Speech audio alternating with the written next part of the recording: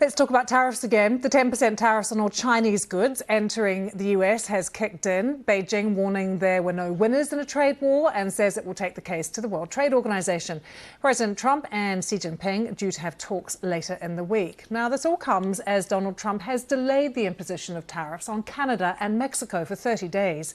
The leaders of both countries have agreed to strengthen border controls to clamp down on migration and drug trafficking into the US.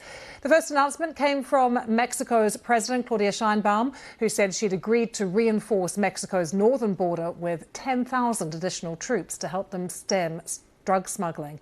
And then we had a phone call, a couple of them actually, between Mr. Trump and Justin Trudeau, the Prime Minister of Canada, agreeing to reinforce his country's border with the US to clamp down on migration and the flow of fentanyl. Let's speak now to Professor of Global Affairs and Public Policy at the University of Toronto, Drew Fagan. Drew, good to have you with us. Earlier in the programme, I was speaking to someone in China who was saying they were sort of expecting these tariffs, feeling reasonably philosophical about it. I have family in Canada. I wonder if you could explain to us just how outraged Canadians are about what is going on. So we have had free trade with the United States for 35 years. We began negotiating 40 years ago. And the ties between the two countries, historic ties beyond economic, but also the economic ties are deep. But we have a challenge in the sense that although the United States to some extent depends on Canada for its prosperity, we just depend far more on them for our prosperity. Our trade ties are very deep. And as a result, what's happened over the last few weeks has, I wouldn't say shattered necessarily, but really shaken our confidence in the United States as an ally and friend and economic partner. Is it deeper than that, though, Drew? We've seen booing at hockey games, at basketball games as well. And it doesn't feel like it's just about the tariffs. It's the rhetoric coming from Donald Trump, the talk about Canada becoming a 51st state. We're a sovereign country. And for him to be trolling us in this way has outraged Canadians, absolutely. And there are real questions about our relationship far more broadly than just trade relations. You know, there are issues between our two countries. There always are issues of defense spending, security at the border, but there's something to be negotiated. There are issues with regard to, for example, guns coming north, or frankly, fentanyl coming north. But this wasn't a negotiation. This was a bit of a shakedown.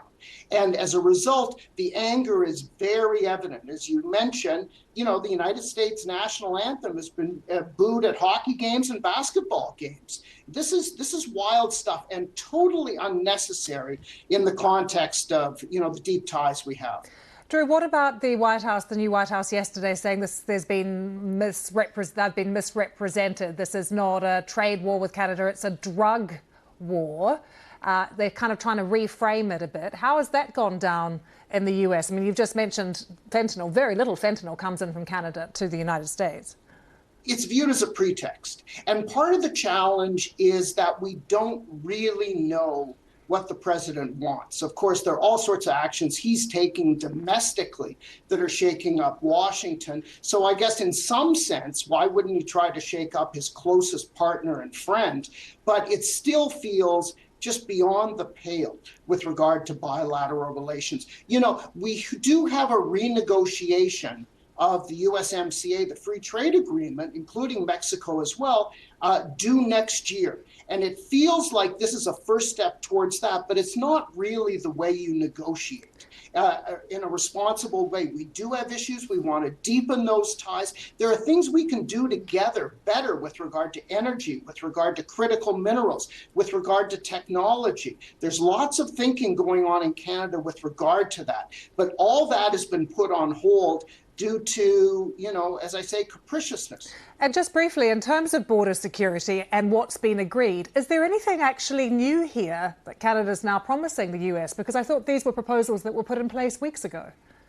That's essentially the case. Before President Trump took power a couple of weeks ago, Prime Minister Trudeau did go down to Mar-a-Lago, and he made offers with over $1 billion in additional spending at the border. But of course, we've been working closely with the United States on border security going back to 9/11 or even before 9/11. There really isn't anything new here in what was announced yesterday. And, you know, the kind of things that we can negotiate generally on an ongoing basis. Professor Drew Fragan, great to get your thoughts. Thanks for joining us.